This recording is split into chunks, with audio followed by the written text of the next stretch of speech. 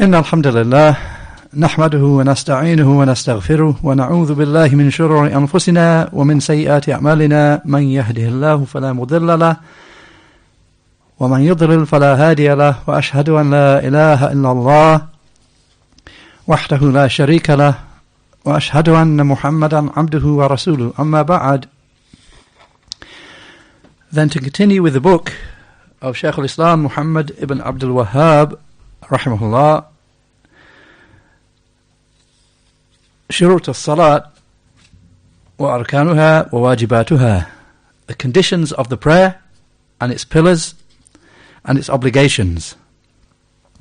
So last time we had the first lesson of this important book. Obviously the topic is extremely important for the Muslim, that after the shahada which enters the person into Islam, a testification that none has a right to be worshipped except Allah, and that Muhammad sallallahu alayhi wasallam is the messenger of Allah, and the first duty that will be upon him is the salat, that important duty that comes upon each Muslim 5 times every day, that close connection between the servant and his Lord 5 times every day. So we had, just to mention some of the points that we had last time, even though we didn't cover that much, but then on this important topic we began with a biography of the author, Shaykh al-Islam ibn Abdul Wahhab rahimahullah, and the 3 explainers that we're going to take the explanation from, the 3 prominent scholars. 2 of them who've passed away, Shaykh bin Baz rahimahullah, Shaykh Muhammad Amīn rahimahullah, and one who is still alive and teaching, may Allah preserve him, in Medina now, Shaykh Abdul Muhsin al-Abbad. So we had a brief introduction to those 3 scholars, and then we had the point that the conditions of the prayer, that for the prayer to be correct, you need to be aware of its conditions, those things that are conditioned for the prayer. And we had that the shurut, the conditions for the prayer to be correct, are 9. So we need to learn them and make sure we get them right. So they are 9. And then, somewhat out of order, but we eventually had the definition of what is a shart, what is a condition. And we had that a condition is that which, if, I mean, it's easy to understand in English what a condition is, that is something essential for the thing, necessary for it to be correct. And the actual definition that we had was, it's a condition, a shart, is that which, if it is absent, the thing which depends upon it will be absent, won't count. And if it is present, it doesn't necessitate that the thing that depends upon it will be correct, will be there. Why? Because there may be other conditions and other things that you'll need to do. And we had some examples in that regard. For example, the purification is a condition, as we will see. Purification is a condition for the prayer. So if you don't have the purification, it's a shart, it's a condition for your prayer that you have purification. If you don't have purification, your prayer won't be correct. On the other hand, you might make purification, you might make wudu, but then not pray. So if you don't have purification, your prayer won't be correct. If you pray it won't be correct. But just to make that condition, just to make the wudu, and then you don't pray, of course your prayer won't be correct because you haven't performed, you haven't done the rest of the prayer, the rest of the conditions and pillars of the prayer, you haven't done it. We also had the difference between a shart, a condition, and a rukn, a pillar. And we had that both are essential. A condition and a rukn, they are essential things necessary for, in this case, for the prayer to be correct. And the difference is, a shart, the scholars make a difference. They say something outside the thing itself. Outside, in this case, the prayer itself. Like the wudu, it's something outside the prayer. They call that is necessary. They call it a shart, a condition. But something that's inside the prayer, it's necessary, must be there, but it's actually part of the prayer. It forms part of the prayer itself. That they call a rukn, a pillar. So they're the same, a shart and a rukn, a pillar, a condition and a pillar. They're the same in the fact that they're necessary, essential things. And the difference between them, though, is that the shart is something outside the thing itself, in this case outside the prayer, like the wudu, it's outside the prayer, whereas a rukn is something inside the prayer. It forms an intrinsic part of the action itself, in this case an actual part of the prayer, like this, the sajda, or like the ruku, or so on. And we had a difference that the scholars differ slightly with regard to the intention, the niyyah, of the intention that you have an intention to pray. You're not just doing the actions, not knowing what you're doing. The intention for the prayer, They differ about whether that's counted as a shart, condition, or whether it's a rukn. Why? Because they differ about the intention for the prayer. Is it something outside the prayer or inside the prayer? So some of them say that the intention, the niyyah, is something that's outside the prayer. You have your intention first, intend to pray, and then you start the prayer. So intention is outside. So it's necessary, but it's outside. So therefore we call it a shart, condition for the prayer. Other scholars say no, but it's not just outside the prayer. Rather, you have to have your intention inside the prayer as well. Your intention goes through the whole prayer. From the start of the prayer to the end of the prayer, you have to have the intention with you that you're performing the prayer. So it's a necessary part, even within the prayer, so they call it a rukn. At the end of the day, in either case, it's something essential. So it's just a case of what do we call it? Do we say it's a shart, or do we say it's a rukn? Then we went into the first of the 9 conditions, and I'm not asking you any questions because we didn't have very much to ask about, but normally, inshallah, there's likely to be questions here and there. So the first one that we had, and the first of the only one that we had, was the first condition of the prayer is al-Islam. That person is a Muslim. He is upon Islam. So when a person prays, for his prayer to be accepted, he must be a Muslim. And the opposite of this condition, Islam, is kufr, disbelief. That person is a disbeliever. His prayer will not be accepted. If a disbeliever just does the actions of the prayer, it won't be accepted from him. And we had 2 ayahs to prove this. An ayah from Surah At-Tawbah, the 9th surah, ayah 17, and Surah Al-Furqan, the 25th surah, ayah 23. Both proving, and we had these ayahs a number of times, both proving that the actions of a disbeliever will be null and void. Then to move on into the second of the 9 conditions. And we did remind as well that this book is available. Whoever wants to get the book in English with 2 of the explanations that we're going through, not the third one, not the explanation of Shaykh bin Baz, rahimahullah, that's not printed yet, but 2 of the explanations. The book is available if you can get hold of the book. The text with the explanation of Shaykh Muhammad Amīn al-Jami and Shaykh Abdul Muhsin al-Abbad. That book, it is available. So to move into the second condition for the prayer. Then the second condition, as occurs in the text, I'll just read the text that we had so far. We had Bismillahir Rahmanir Rahim. Shurut al-Salati Tis'ah. Al-Islam. In the name of Allah, or with the name of Allah, the extremely merciful, the bestower of mercy. The conditions for the prayer are 9. Al-Islam. Firstly, Islam. Wal-Aqlu wa-Tamyiz. Wa-Raf'ul Hadath. So I mentioned firstly, the first condition is Islam. That the person is upon Islam. He is a Muslim. The second condition is Al-Aql. Sanity. That person is sane when he prays. And the third is At-Tamyiz. He is of the age of discernment. The age of discernment, being able to discern what is right and what is wrong, being able to tell what he's doing. And fourthly, removal of hadath, removal of that which is breach of purification. So to mention the second of these, the first one then, we remember, is the first condition for the prayer to be correct is Islam. That person is upon Islam.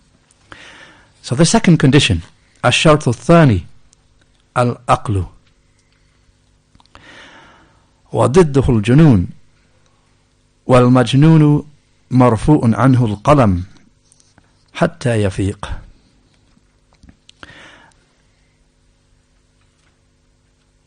والدليل حديث رفع القلم عن 3: النائم حتى يستيقظ والمجنون حتى يفيق والصغير حتى يبلغ.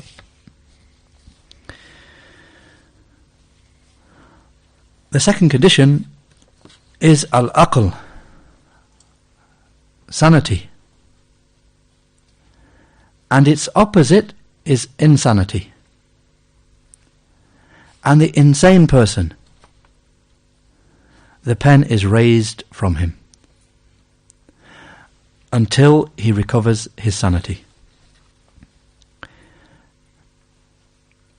And the proof is the hadith. The pen has been raised up from 3. from the person who is sleeping until he wakens, and from the insane person until he recovers his sanity,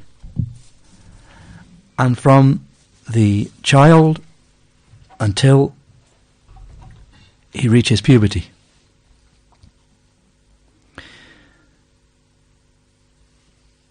With regard to this second point here, then the second condition of the prayer is al-aql, sanity. The person is sane. And the opposite is al-junoon. May Allah preserve us from that, insanity. So with regard to the explainers, then Shaykh Abdul Muhsin al-Abbad, hafidhullah, he said, he's saying the second one is al-aql, sanity. And its opposite is insanity. And the insane person, the crazy person, the insane person, the pen is raised up from him. I mean, actions are not written against him. The pen is raised up from him until he recovers his sanity. And the proof is a hadith, رُفِعَ الْقَلَمْ عَنْ ثَلَاثَةٍ. The pen has been raised up from three. From the sleeping person until he awakens, from the insane person until he recovers his sanity, and from the child until he attains puberty.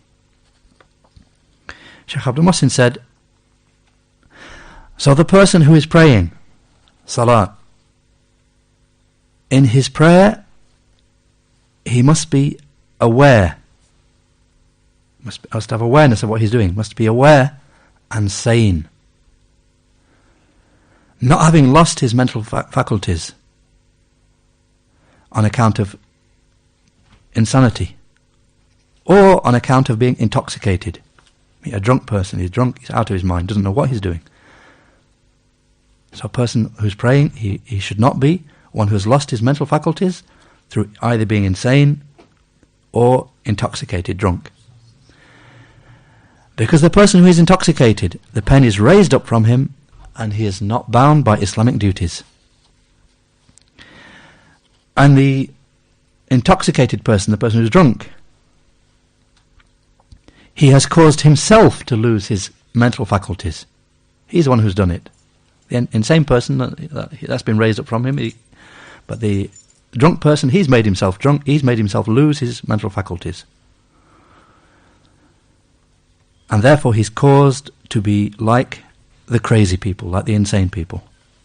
So he would not be aware of his prayer. I mean, he'd be doing the actions, but he wouldn't be aware of what he was actually doing. He said, and the author, rahimahullah, he used as proof the hadith. رُفِعَ الْقَلَمْ عَنْ ثَلَاثَةٍ. The pen has been raised up from three.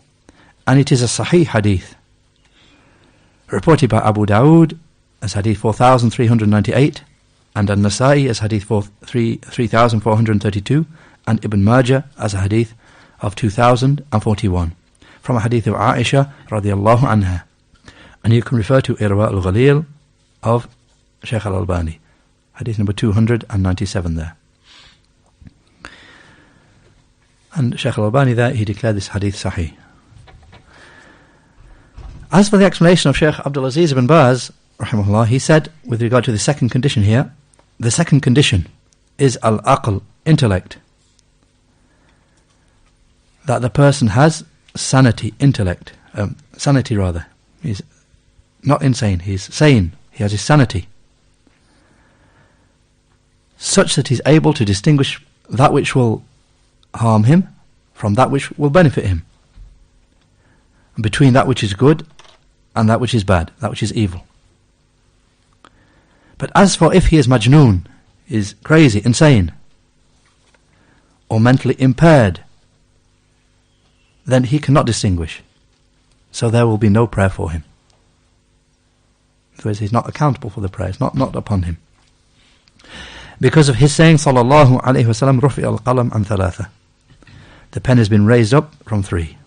النَّائِمُ حَتَّى يَسْتَيْقِظْ وَالْمَجْنُونُ حَتَّى يَفِيقْ وَالصَّغِيرُ حَتَّى يَبْلُغْ. The pen has been raised up from three, from the sleeping person until he wakens, from the insane person until he comes around, until he regains his sanity, and from the young, from the child, until he attains puberty. Also, on the same point, as we mentioned, obviously when we take 3 different explanations, there'll be a large degree of repetition, but inshallah there will be some benefit as well. You get extra benefits here and there. At the very least, you get the benefit of hearing the same thing once or twice or 3 times. It helps to make it firmer in your mind, and you also get extra points here and there, inshallah. So Shaykh Muhammad Amīn, rahimahullah, he said on the same point, the majnoon, the insane person, actions will not be correct from him, neither the prayer nor other than it. The pen is raised up from him, meaning evil deeds are not written against him, and good deeds are not written in his favour. I mean, the insane person, he's not accountable for his actions. He behaves in a crazy manner, whatever he does. As the Shaykh said, evil deeds are not written against him, and good deeds are not written in his favour. This is the meaning of the pen will be raised up, meaning the pen of taklif, the pen of accountability. He is not mukallaf. He is not bound by duties that he has to do actions, because he doesn't have aql, he doesn't have sanity. And then the Shaykh gives you a quick definition of what is al-aql, what is sanity here. It's that light which Allah the Perfect and Most High casts, what He puts into the hearts of the servants, by means of which they can distinguish between that which is qabih, foul and ugly, and that which is hasan, that which is good and beautiful, and other than that.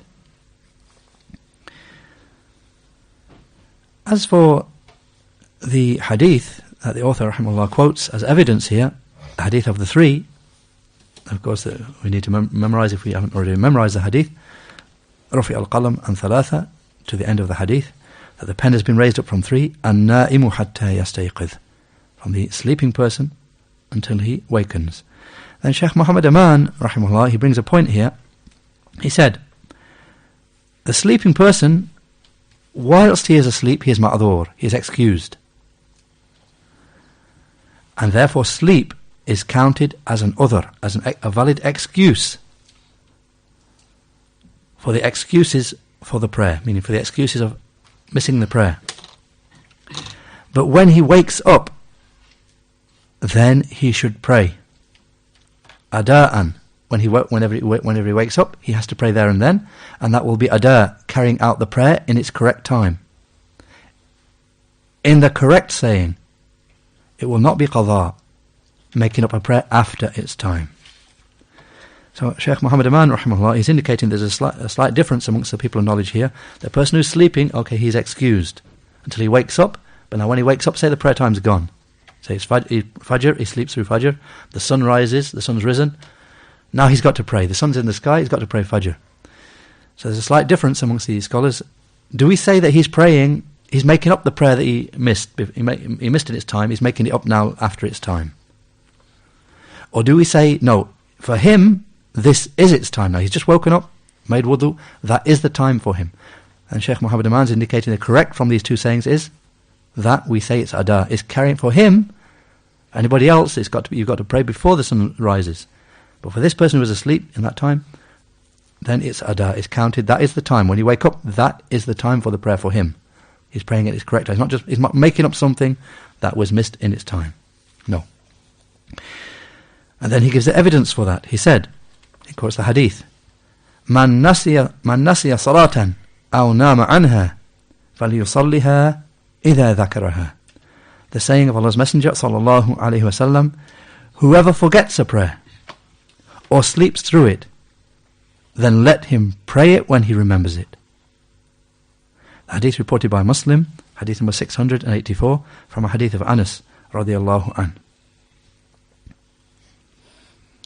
So that's the evidence that Shaykh Muhammad Amīn and other scholars use to say for him that whoever forgets a prayer or sleeps through it, let him pray it when he remembers. I mean, that's his time there. For him, the one who just forgot about it, or he slept through it, his time for the prayer is when he remembers or when he wakes. That is the correct time for him. Then the Shaykh said, so whoever is preoccupied away from and therefore forgets the prayer, but then he remembers, then he should hasten, he should be quick to perform that prayer. and the time when he remembers the prayer, it is the time for his prayer. A person shouldn't think, I've missed the time now, I'll pray it some other time, I'll pray it later some other time, or I've missed it anyway, the time's gone. A person shouldn't think that. I forgot, oh no, that's bad, I've forgotten it, or I've slept through it. I'll pray it sometime later in the day when I've got a bit of time.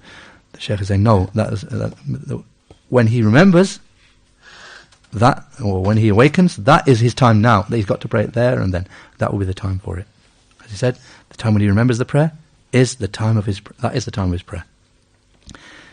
He said, so the people of knowledge differ about whether it's counted as qadha, making up a prayer after which is missed in its time, making it up after its time, or is it praying the prayer in its time? He said, and what's apparent, and Allah knows best, is it's counted as ada, doing the time in its correct time. Because he, alayhi salatu wasalam, in the Prophet sallallahu alayhi wasallam, he said, فَلْيُصَلِّهَا إِذَا ذَكَرَهَا. Let him pray it when he remembers it. So the people of hadith, or some of the people of hadith, they have understood from this that therefore he is praying it ada in its time. Likewise, the person who wakes up, then when he wakes, he hastens, as soon as he wakes up, and as soon as he remembers, he hastens to perform that prayer. For example, to perform the dhuhr prayer, he shouldn't say, the time of Asr has entered, or the adhan's been given. Or even if he comes to the mosque and he sees that the Imam is praying Asr, what's upon him is to pray the dhuhr prayer, following the Imam who is praying Asr. And then he should pray the Asr prayer, either on his own, or if he can find another congregation who he can catch a part of the prayer with and pray along with them. So what's obligatory is that he begins with the first prayer, because the prayers must be done in order. So Shaykh Muhammad Amīn, rahimahullah, he makes an important point here, that a person has forgotten the prayer. For example, he forgot the dhuhr prayer, he was busy in the shops or something, he forgot the prayer, or he slept through it, he was really tired, he slept through it. It's Asr time now, the Asr adhan's given, he goes to the mosque and they're praying Asr in the mosque. What does he do? He hasn't prayed dhuhr yet. He can't say, I'll pray Asr along with him, then I'll pray dhuhr afterwards. No, the prayers have to be in order. He's got to pray dhuhr first. So what he does is he prays along with the congregation, but he has the intention of Asr. Rather, he has the intention of dhuhr. They're praying Asr, but he has the intention of dhuhr. Then he either prays Asr, he has to pray Asr afterwards, either on his own, or if he can catch some people, then he prays along with them. That's with regard to the second condition then, al-aql. The second condition for the prayer, al-aql. And its opposite, sanity. And its opposite is insanity. And the insane person, the pen is raised up from him until he recovers his sanity. And the proof is the hadith. The pen is raised up from 3. The sleeping person until he wakes. The insane person until he recovers his sanity. And the child until he attains puberty. Hadith reported, as we heard, by Imam Ahmad, Abu Dawud, and Nasa'i, and Ibn Majah. And the hadith being sahih, authentic. And as for the third condition, from the 9 conditions for the prayer, then the saying of the author, rahimahullah, الثالث التمييز وضده الصغر وحده 7 سنين ثم يؤمر بالصلاة لقوله صلى الله عليه وسلم مروا أبناءكم بالصلاة ل7 واضربوهم عليها ل10 وفرقوا بينهم في المضاجع. He's saying the third one is tamyiz, discernment. Having reached the age of discernment. And its opposite is being a young child. And its limit or its extent, meaning when does a child reach normally this age? He said its limit, its extent is 7 years old. Then he is ordered to perform the prayer. Because of his saying, sallallahu alayhi wa sallam, Muru abna'akum bis salati li 7 وَاضْرِبُوهُمْ عَلَيْهَا لِعَشْرٍ وَفَرِّقُوا بَيْنَهُمْ فِي الْمَضَاجِعِ. Command your children with the prayer when they are 7, and when they are 7 years old, and smack them for it when they are 10 years old, and separate between them in their beds, their sleeping places.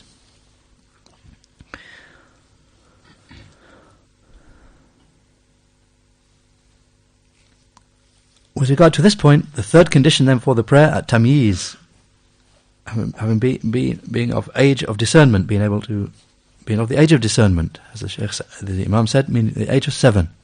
That's when the prayer is commanded upon the child. On this point, Shaykh Abdul Muhsin al-Abbad said, his saying, the third one is at tamyiz, discernment, and its opposite is sighr, being a child, a small child.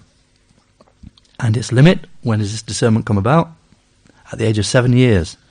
Then he is commanded with the prayer, because of his saying, sallallahu alaihi wasallam, command your children with the prayer when they are 7, and give them a smack for it at the age of 10. What do you mean if they don't pray? Give them a light tap, a light smack, to make sure they do pray it when they are 10, and separate between them in their sleeping places, in their beds.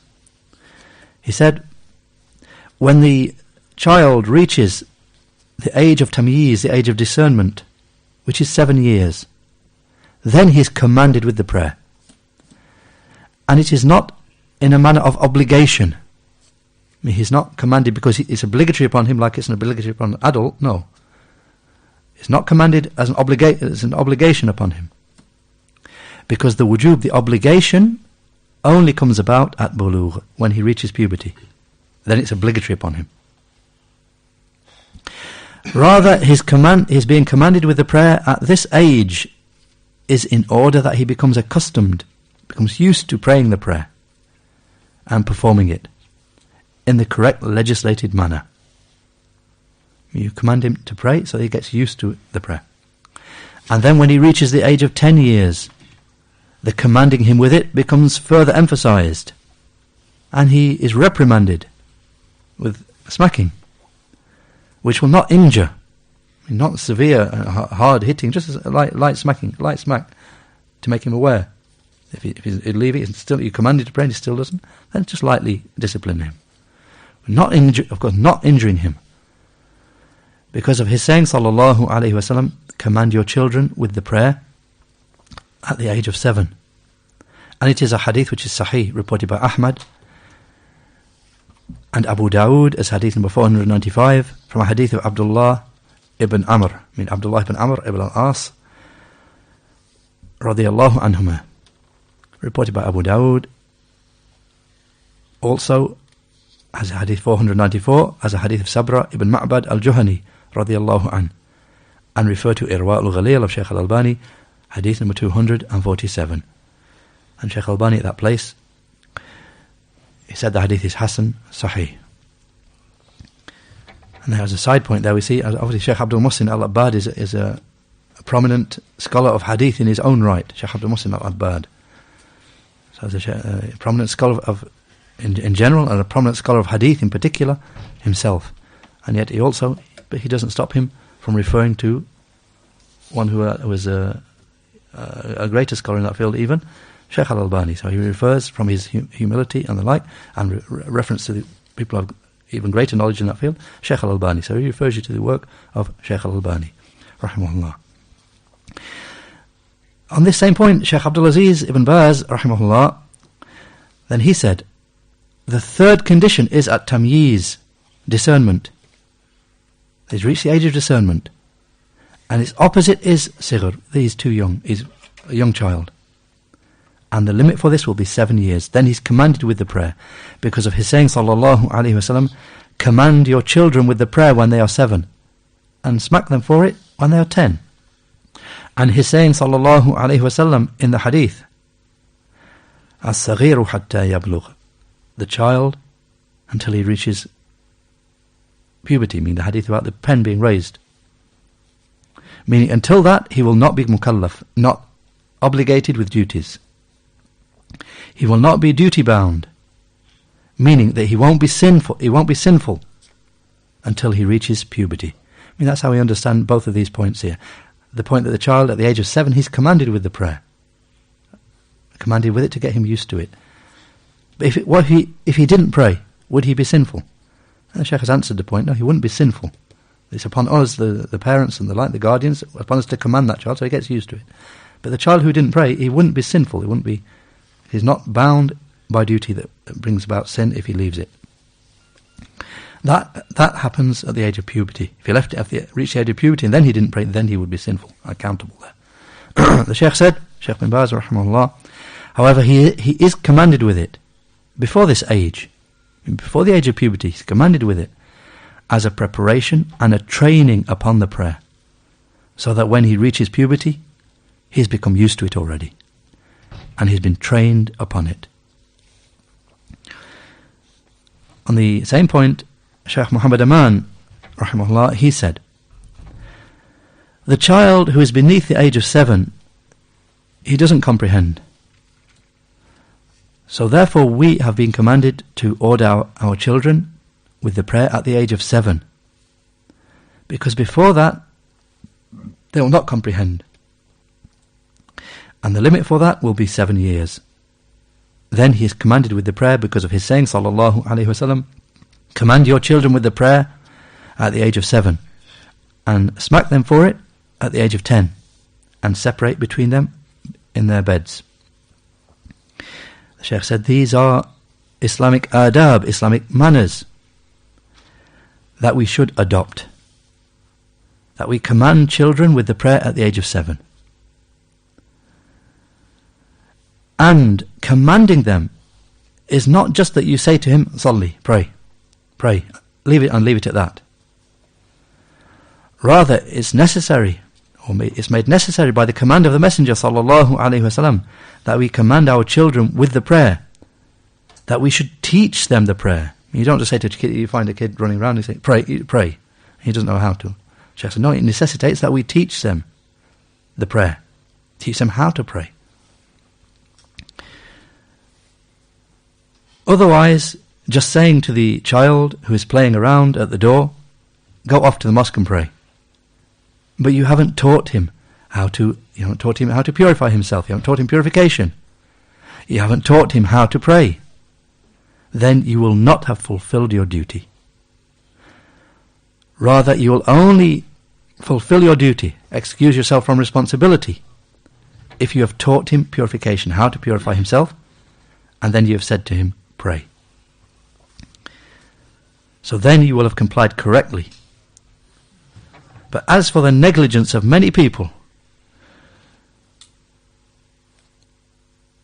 that he may take his child to the mosque, either at the age of 7 or less than the age of 7, take him and he's not upon purification. And he hasn't made wudu. Takes a small child along, he's not upon purification. And he takes him and he doesn't know how to pray. And he stands him in the row. Then this row will be counted as being maqtu, cut off, by this small child standing in the row, because he is not actually praying. Shaykh making an important point here. I mean, you just take a child, he hasn't purified, he hasn't made wudu, he doesn't know how to pray, just standing there, looking around, whatever he's doing, he's standing, he might outwardly be looking like he's doing the action of the prayer, he's not praying. So Shaykh said, so therefore all he's doing is cutting off, making that row a cut-off row. There's a gap in the row where he's standing. You haven't taught him purification, haven't taught him the prayer, he might be so young. There's a gap in that row. He said, so this row is counted as being cut off by this small child standing there in the row, because he is not actually praying. He said, there applies to this person his saying, alayhi salatu wassalam, man wasala as-saffa wasalahu Allah, wa man qata'a as-saffa qata'ahu Allah.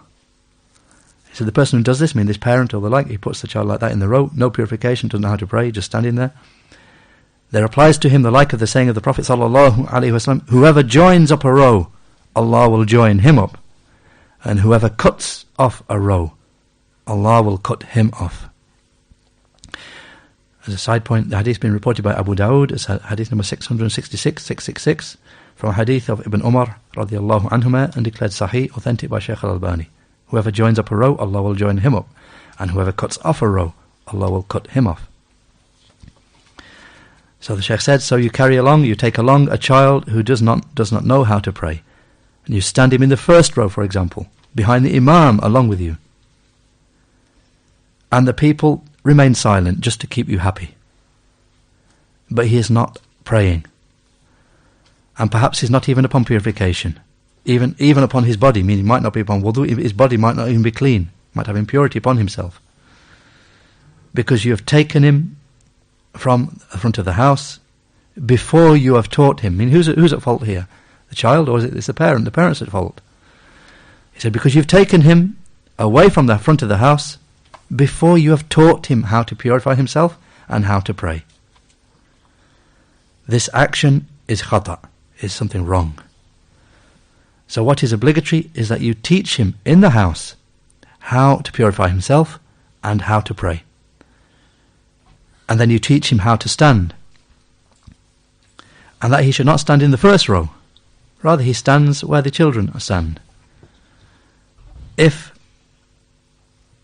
the people are in lines and they're in 2 rows, in the first row, then that should be for the elders and men. He said, if there are 2 rows, if there are 2 rows, then he can be in the second row, I mean the last of the rows, after the rows of the men. This is how Allah's Messenger sallallahu alaihi wasallam taught us. So it is obligatory that we adhere to these manners. So if the child then reaches 10 years old and he has a lack of compliance and shows rebelliousness, I mean he's reached 10 now, at 7 you've been commanding from 7 all to the age of 10, he's still rebellious and won't obey. The Shaykh said, then he can be smacked as a reprimand and to instill some fear into him so that he does pray. And at that age, I mean the age of 10, they are separated in their sleeping places. Each child sleeps separately. So this is the etiquette of Islam.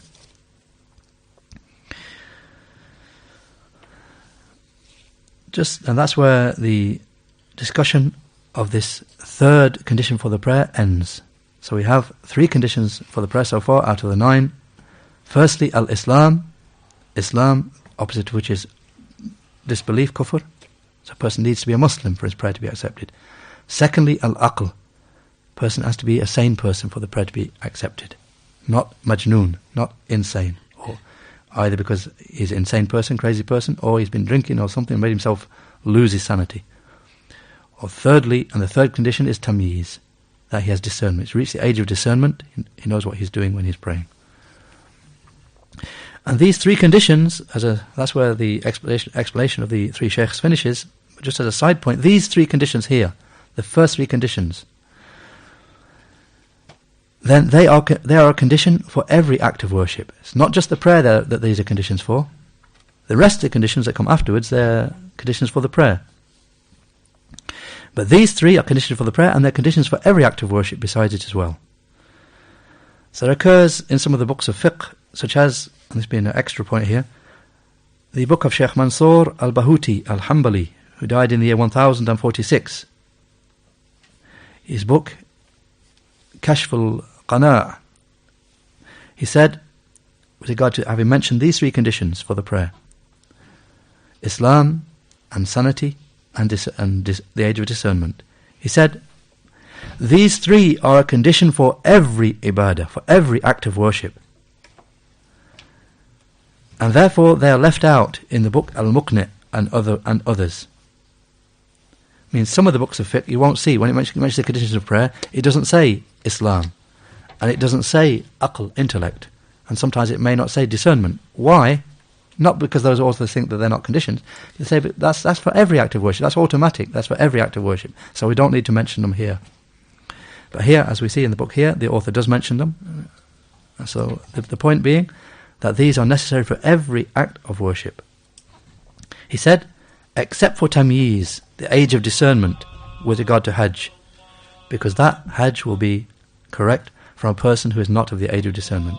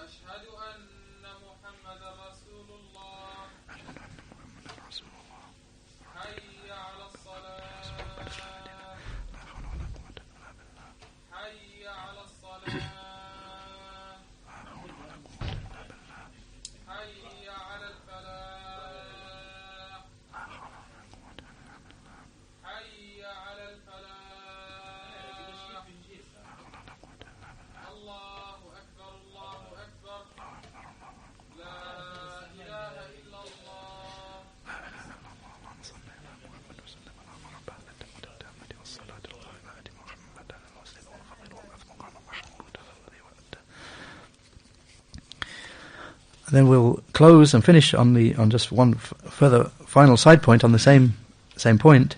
Shaykh Muhammad ibn Salih al-Uthaymin, rahimahullah, he said in his famous book of fiqh, Ash-Sharh al-Mumti', making the same point, that Islam and aql, sanity, and tamyiz, having reached the age of discernment,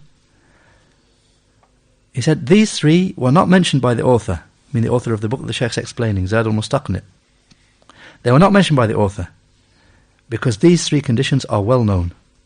So every act of worship will not be correct except with Islam and intellect and age of discernment, except for the zakat, for that is binding even upon the wealth of an insane person, a majnoon, and of a child, in the more correct saying.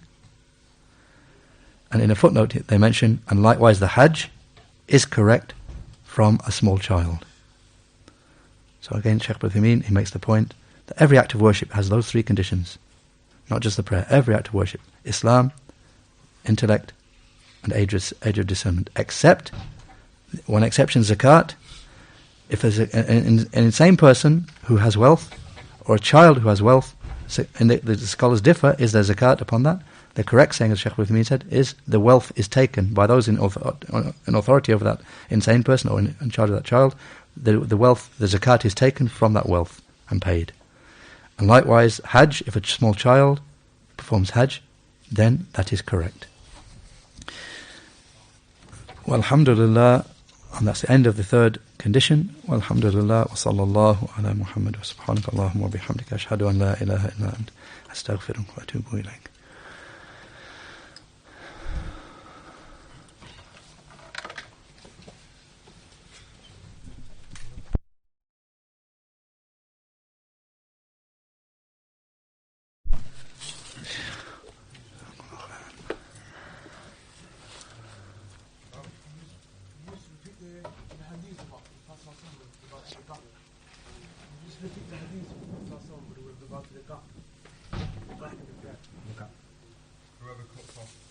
Yeah. Man wasala saffan wasalahu Allah, wa man qata'a saffan qata'ahu Allah. Hadith reported by Abu Dawud. It's hadith number 666, as a hadith of Ibn Umar radiyallahu anhuma, that Allah's Messenger sallallahu alayhi wa sallam said, whoever joins up a row, Allah will join him up, and whoever cuts off a row, Allah will cut him off.